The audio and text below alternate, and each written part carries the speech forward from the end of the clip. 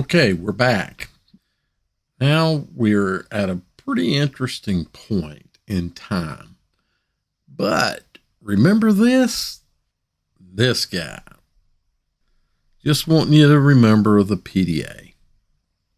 This point in time needs to start first with where I left you last time. The end of an era, Windows Phone 7.8. The end of an era had many points to it, many facets. One, it was the end of Windows CE. Microsoft has made a shift. I'll explain why in a moment. Two, Microsoft is no longer way far away from the hardware. They are now coming in and bam, they are married into the hardware.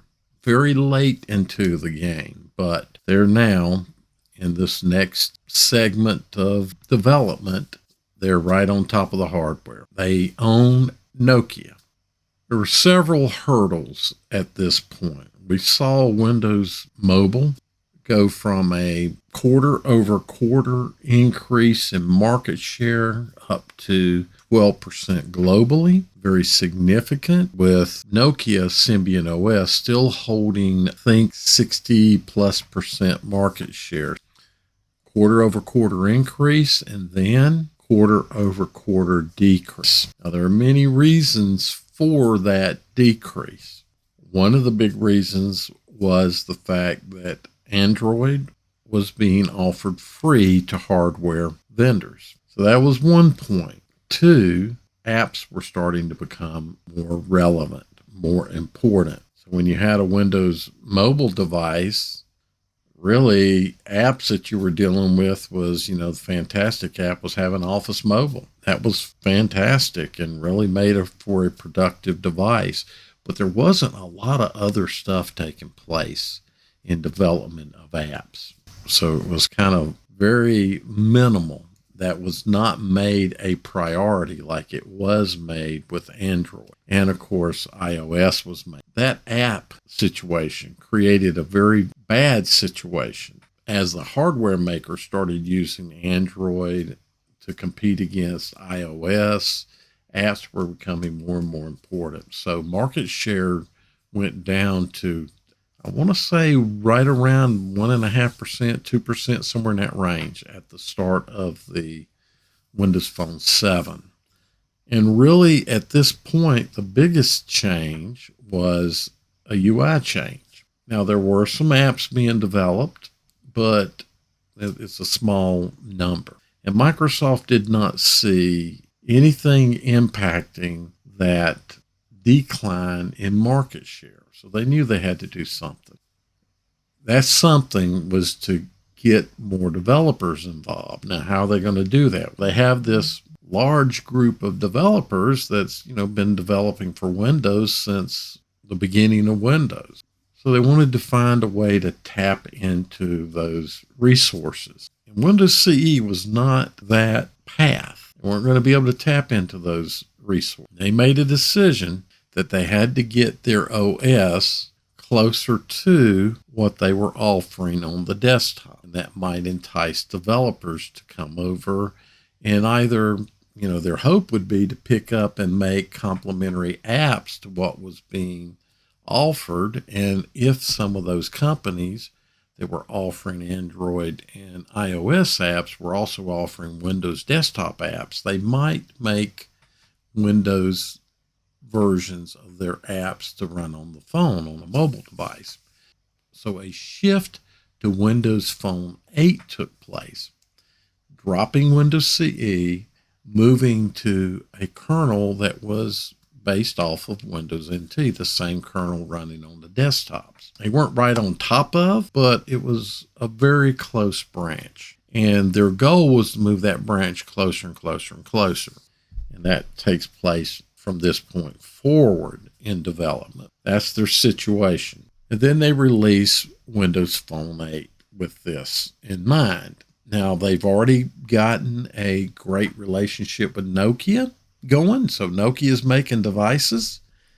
So what I'm going to do is show some devices that I had in the Windows 8 era.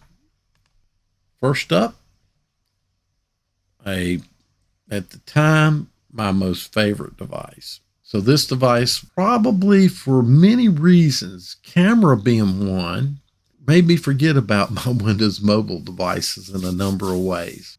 So this, my first Windows phone, because I did not touch Windows Phone 7. I stayed on my Windows mobile devices. One thing I'll point out is that Nokia made a lot of devices. I think there were 25 phones made in this era, and they had different families, 5s, 6s, 7s, 8s. This was a 9. They had a 13, a 15. And I don't want to include the 25 because the 25 was a tablet. It was an RT tablet. RT is a bad word with me. So let's get back to this. This was a 9, which was the top of the handheld devices at that time. So the 920 was just an awesome device. Now, there was a device that I really, really, really, really wanted. And there it is. Probably, if you're not familiar with it, you've probably heard about it. Look at that camera sensor on the back. So 1020, great device. Couldn't save the platform. Takes more than a camera to save what's happening here. My most favorite device of the era, 1520, highest processor, good camera, big phone, Surface Duo, 1520. Then there's this device. Mine is black. I think they all were black. I'm not certain, but it's in an aluminum case. Nice device. I actually did a video. I'll put a link to the video down in the description where I configured it to look like an iPhone, to make the screen, the home screen, look as close to an iPhone as possible. And at the time, I had an iPhone 5S, I think it was, either 4S or 5S. I think that was a 5S at that time. And it was a better device than the iPhone 5S. It took better pictures. It was faster.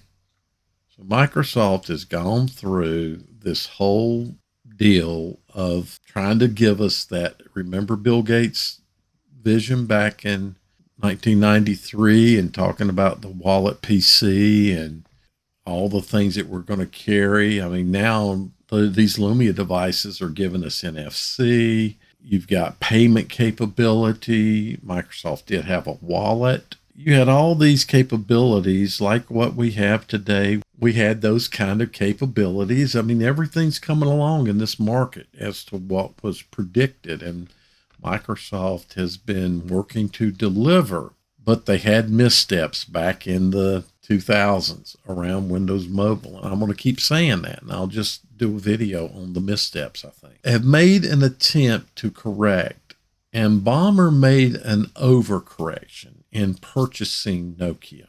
They took market share. They saw market share from that around 2% reach a high of about 3.5% in the middle of the Windows Phone 7-8 era. And then it started dropping. Quarter over quarter, the market share dropped and dropped and dropped until right about the time frame that Windows 10 Mobile is released. I believe the market share was just over 1%, somewhere in the 1 to 1.5%. So the market share has dropped tremendously. It's a dying effort. They have not been able to get the app developers over either.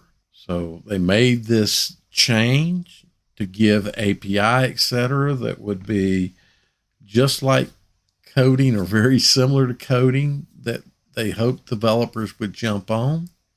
Didn't work. They recognize for even that to happen, they're going to have to get even closer to the mainstream OS, but are they even going to be able to do it is the question. It doesn't look like it, but the next video will talk about what happens because there's some significant things that happen. The important note to leave from this video is that Microsoft's putting their name on devices now. They're putting name on their device. They own the manufacturing of the device, And the amount of design input that they have is probably the same design input that they had in the initial Windows Phone 7 device that came from Nokia. So it's not the kind of input that they would have liked to have. That's going to come later, but they're there now at least. Now you got to understand, they're not, they're Windows OS developing house, and now they've acquired some manufacturing into mobile technology. And the old maid move, but they did it. So that's where we're at right now. And we'll have another video this week to cover the next phase. Thanks for watching.